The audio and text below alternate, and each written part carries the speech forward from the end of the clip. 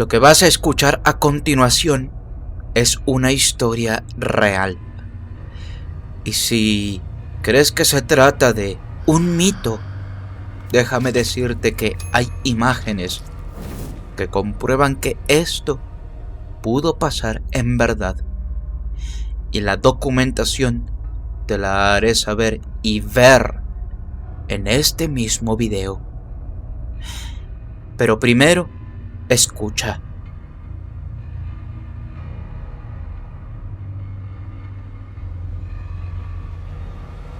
En los anales de la historia paranormal, casos de terror y misterio han dejado una huella indeleble en la mente colectiva. Historias como las de Ed y Lorraine Warren, famosos investigadores de lo sobrenatural, han sido llevadas al cine, llenando salas y provocando pesadillas en miles de espectadores. Sus encuentros con entidades demoníacas y poltergeist nos hacen cuestionar la naturaleza misma de nuestra realidad.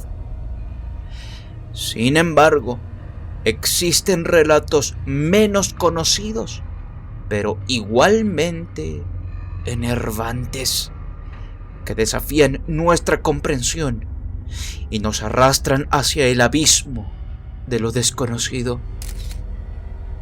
Uno de estos casos tiene su nido en una familia mexicana y su joven hijo, Joaquín Velázquez, Constantina y Baldomero Velázquez. Ellos eran residentes de la colonia Portales en la Ciudad de México, y la historia comienza justo en este momento, cuando de un segundo a otro comenzaron a sentir un miedo creciente hacia su propio hijo. No era un miedo irracional, ni una paranoia sin fundamento. Era un terror profundo y visceral, originado por los inexplicables poderes de Joaquín. Este niño, de apenas unos años, tenía la capacidad de levantar objetos sin tocarlos. Algo completamente inexplicable. Un don que sus padres creían que le había sido otorgado por el mismísimo diablo. Todo hubiera quedado como un mito, o quizá paranoia de Constantina y Baldomero. Pero esto cambió justo el 5 de mayo de 1938, cuando el periódico La Prensa dio a conocer este increíble caso, desarrollado en el número 48 de la calle Héroes de Churubusco. El encargado de documentar todo fue el reportero Miguel Gil, quien había investigado y escrito sobre el fenómeno. Tras haber entrevistado a la familia en su domicilio, lo que descubrió fue desconcertante. Él explica que al entrar a la casa y comenzar a hacer el reportaje, las luces se apagaban y encendían. Los muebles se movían por sí solos y las piedras alrededor de la casa se elevaban en el aire de una manera muy sutil, como si una fuerza invisible las controlara. Pero esto no es todo, pues la vecina de la familia Velázquez también tenía una historia aterradora que contar. Ella testificó cómo vívidamente, tras una discusión verbal con la madre de Joaquín, una lluvia de piedras golpeó su techo y su trastero, colgado en la pared, y comenzó a vibrar violentamente hasta caer al suelo. Desesperada, la mujer llevó a Joaquín y a sus padres ante las autoridades ministeriales. Sin embargo, al no haber pruebas tangibles, ni una mano visible que hubiera arrojado las rocas o alterado la paz de su hogar, no se pudo proceder legalmente contra nadie. Un año después de que se publicó la historia de El Niño Prodigio, como fue llamado Joaquín, Él seguía manifestando su poder telequinético de maneras completamente aterradoras. Sus padres, como cualquiera que hubiera vivido aquel horror, desesperados y sin saber a quién recurrir, buscaron la ayuda del procurador del Distrito Federal y del arzobispo, quienes los remitieron al padre jesuita Carlos María de Heredia. Este sacerdote no era un clérigo común. Además de sus deberes religiosos, era un mago ilusionista respetado y amigo del legendario escapista Harry Houdini. De Heredia había ganado notoriedad por desenmascarar a médiums y charlatanes del espiritismo a nivel mundial. E intrigado por el caso, de Heredia citó a Joaquín y a sus padres en su casa, dispuesto a poner a prueba los supuestos poderes del niño. Lo que presenció lo dejó perplejo. Joaquín, efectivamente, movía objetos sin tocarlos. Ante la mirada atónita del sacerdote, las lámparas oscilaban y las sillas se deslizaban por la habitación. La madre de Joaquín, al ver el rostro perplejo del padre, rompió en llanto.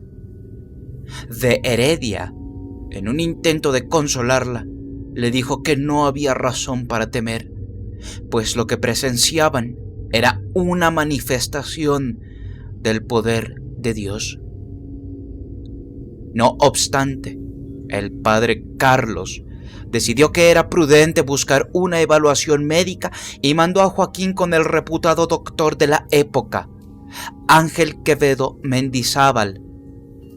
En cuanto Joaquín puso un pie en el consultorio del doctor Quevedo, las bancas y las escupideras comenzaron a moverse de maneras incontrolables.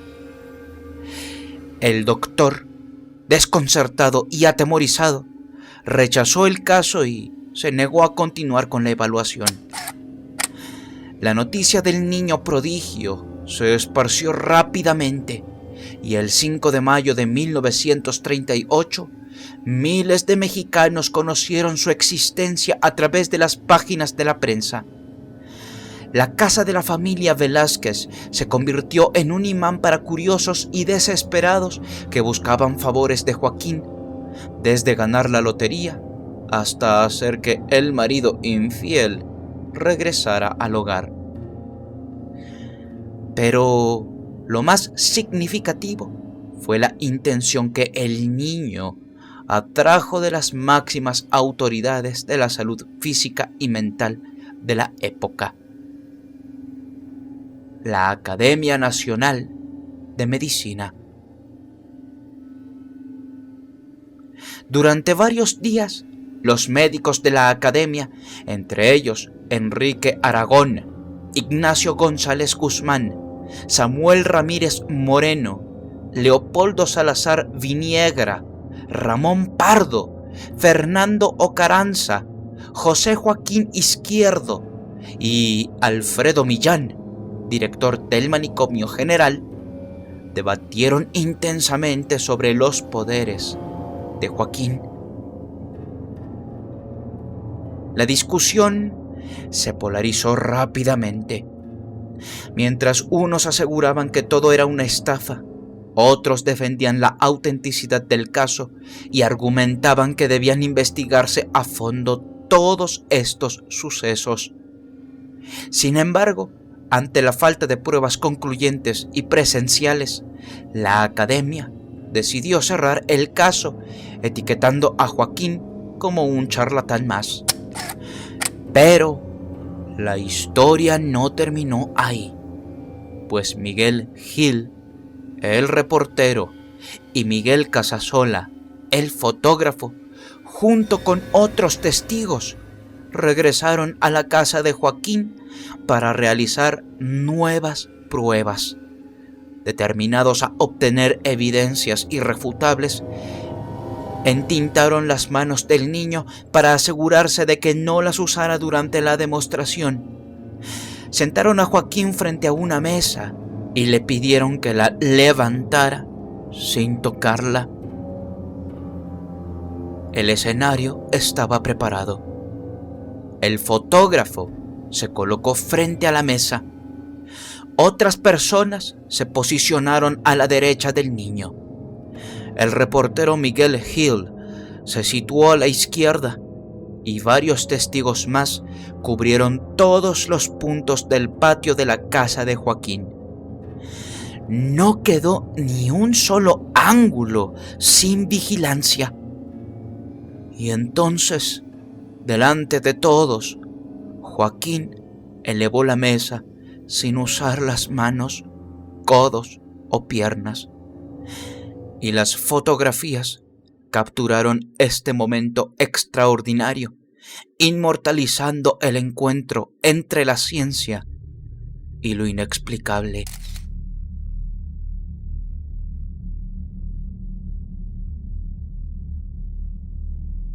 Pero, a pesar de las pruebas visuales, el caso de Joaquín Velázquez quedó en el olvido, enterrado en las páginas de la historia.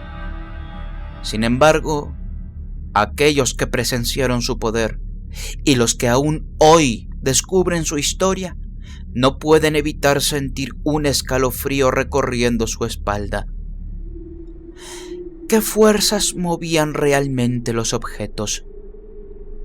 ¿Era el don de un niño extraordinario o la manifestación de algo más oscuro y siniestro? La respuesta, como tantas otras en el mundo de lo paranormal o sobrenatural, permanece oculta entre las sombras, esperando por ser descubierta. Dime, ¿qué opinas sobre este extraordinario caso?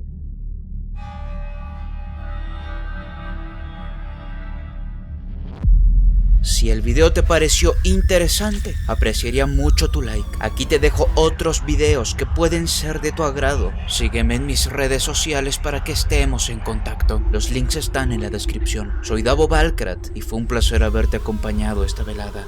Hasta pronto.